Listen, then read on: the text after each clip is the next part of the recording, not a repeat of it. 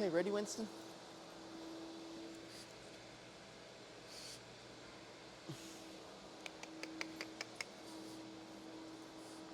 Good. Ready?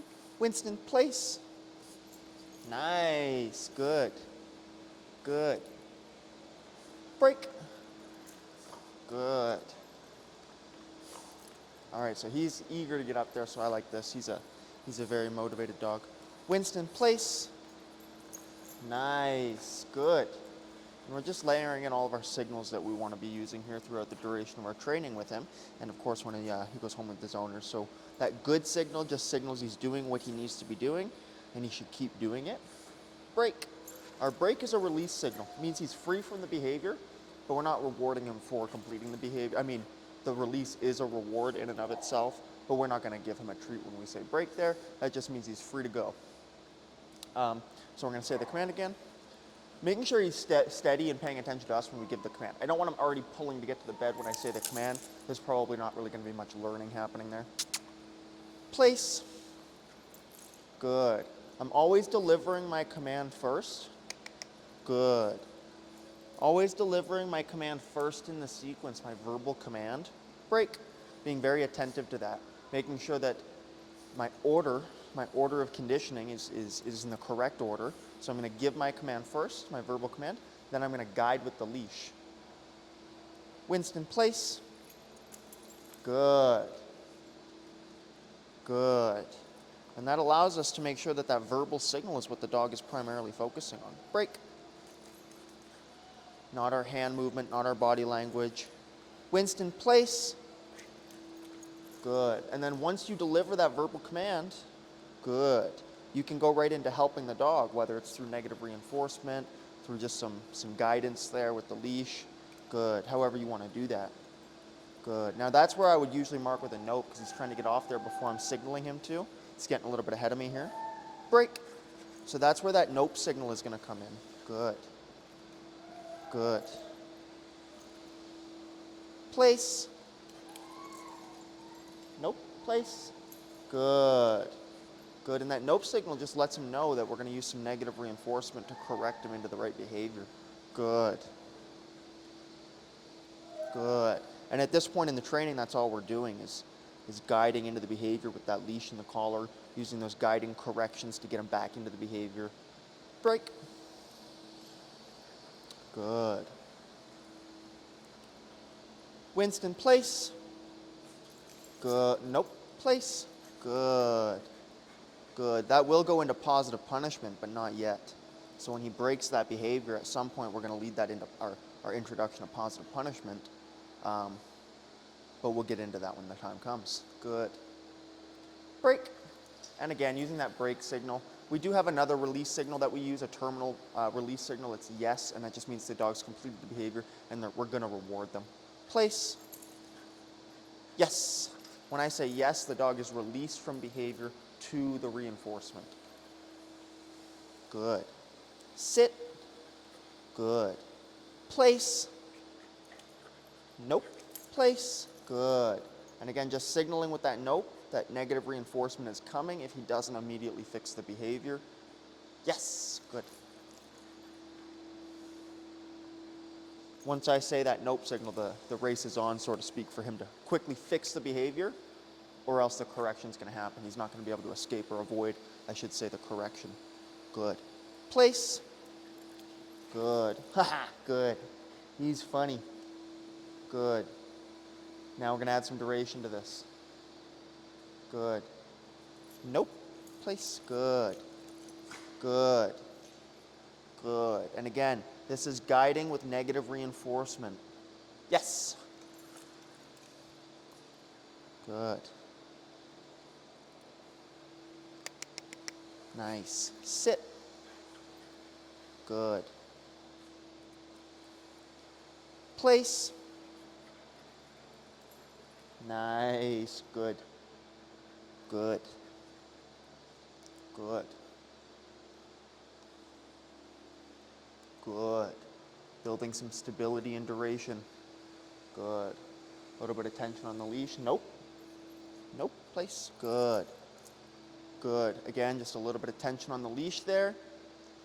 Good. And that's a really nice way to build that strength and duration in the behavior. Just adding a little bit of that opposition, you'll almost see the dog pull back into the behavior. Great way to strengthen it. Good. Good.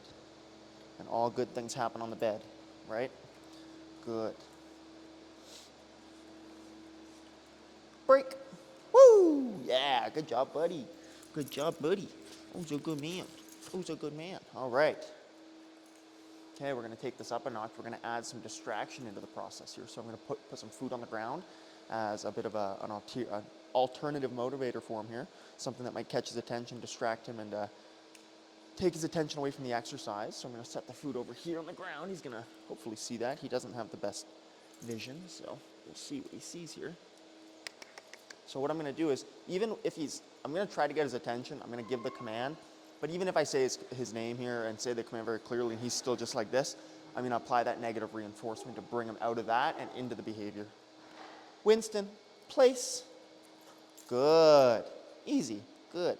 Easy work for him there. So we've got to make that a little more difficult for him now, I guess.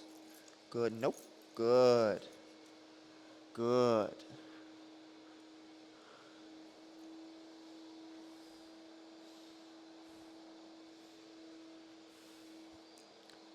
Break. Break. Good. I'm saying break. I'm just going to guide him towards me so he doesn't go right for that food, though, because I know if I say break and let him, he'll go right for that food, and that would be on me at that point. So again, just using this leash to kind of control and restrict him from getting access to the reinforcement. Good. Winston, place. Nope. Winston, place. Winston, place. Good. Good. Just a bit of guidance there with the leash. A little bit of negative reinforcement, a couple leash pops to guide him away from the treat. He kind of got his nose distracted over there. Good. Yes. So we'll repeat that one. It's not always going to be super pretty. It's not always going to be the prettiest. Sometimes it gets a little disorganized in those situations. Good. Good. Winston, place. Nope. Winston, place. Good. Good. Good. Yes, good. Good. That was a good example there. That nope, the little leash pop. Got him moving again. And we're pairing that nope with the pop on the leash so that nope becomes an aversive marker for us. Winston, place. Good. When I say that nope marker, we should see his reaction without me having to physically pop on the leash. After just a short number of reps of this, it doesn't take long for that conditioning, aversive conditioning to take place. Break. Good. Good. So again, we're just going to use the food there as our distraction, put it between us and him. Winston, place. Nope. Winston, place. Nope. Winston, place. Good. Good. And I do like to repeat the marker word or the command after I utilize that correction. Just because again, we're adding in some help there to the dog. We're saying place, getting his attention with the leash there. He gives us that focus. We can repeat the command again and be much more likely to get him there. We could say place the one time and then pop the leash a bunch to get him there, but the learning is going to be a bit more confusing for him because first of all, he probably won't hear the initial command because he's locked into that food. He's in a bit of an auditory exclusion kind of state. Then we pop the leash, but once we pop the leash, we might get him out of that auditory exclusion. But then he's going to go right back into not knowing what the command that we initially gave was, right? Good. Break. Nice. Good. Good. A little bit of barking in the background there for a distraction on me. Distraction for me, not for Winston. Nope. Good. Winston, place. Nope. Winston, place. Good. Good. Good. Good. Break. Good. Now you could get into all sorts of semantics of whether that's a positive punishment or a negative reinforcement. As dog trainers, we like to have those conversations. I would view that as a negative reinforcement. I'm saying place, giving him a very clear objective and behavior to perform. And if he doesn't do it, I'm going to use the negative reinforcement to push him into that behavior or pull him into that behavior. Winston, place. Punishment would be me actually kind of removing him from that obedience.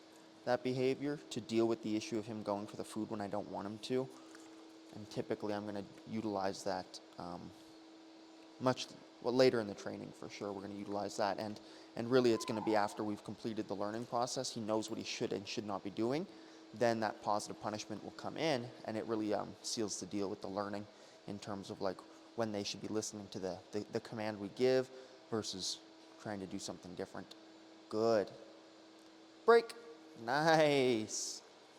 Good. Good. Good. Winston, place. Nope. Place. Good. Just using that leash to guide him a little bit more there instead of the hand signal. Good. Good. And we are just using little bits of the food here. Where'd it go? Where'd it go? Get it. It's gone. It's right there. Yeah, you got it. Good boy. Oh, it's there. It's there. It's right here, man. Good boy. Break. Good. Good. Good.